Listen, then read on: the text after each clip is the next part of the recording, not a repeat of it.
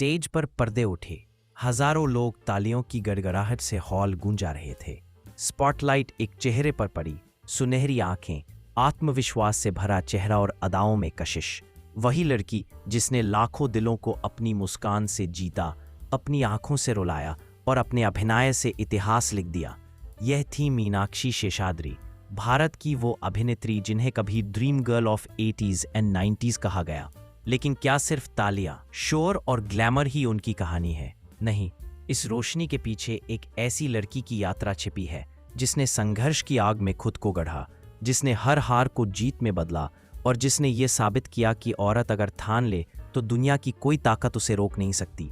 मीनाक्षी शेषाद्री का जन्म 16 नवंबर 1963 को झारखंड, तब बिहार के धनबाद शहर में हुआ था। साधारण तमिल परिवार, मध्यम वर्गीय पृष्ठभूमि, लेकिन सपने बहुत बड़े। बचपन से ही वह कला की दुनिया की ओर झुकी हुई थी। नृत्य उनके रगों में दौड़ता था। कथक, भरतनाट्यम, कुचिपुड़ी और ओडिसी जैसे शास्त्रीय नृत्यों में उन्होंने अद्भुत महारत हासिल की। उनकी नृत्य गुरु थी महान कलाकार वजयंतीमाला और बिरजू महाराज जैसे नामी हस्तियां।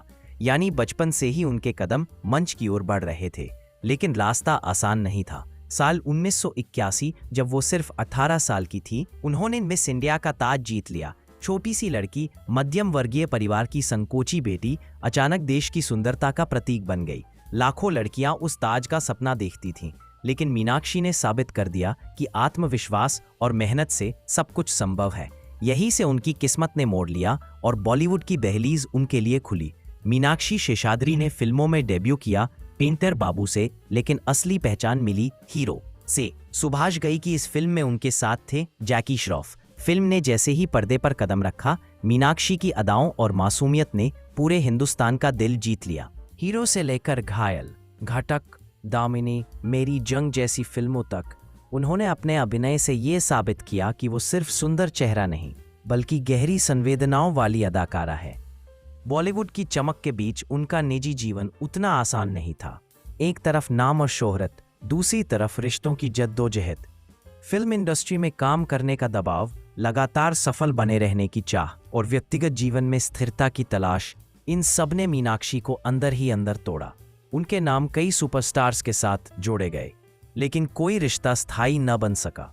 1993 में आई फिल्म दमिनी ने मीनाक्षी को अमर कर दिया। इस फिल्म में उन्होंने वो किरदार निभाया जो समाज की चुप्पी तोड़ता है।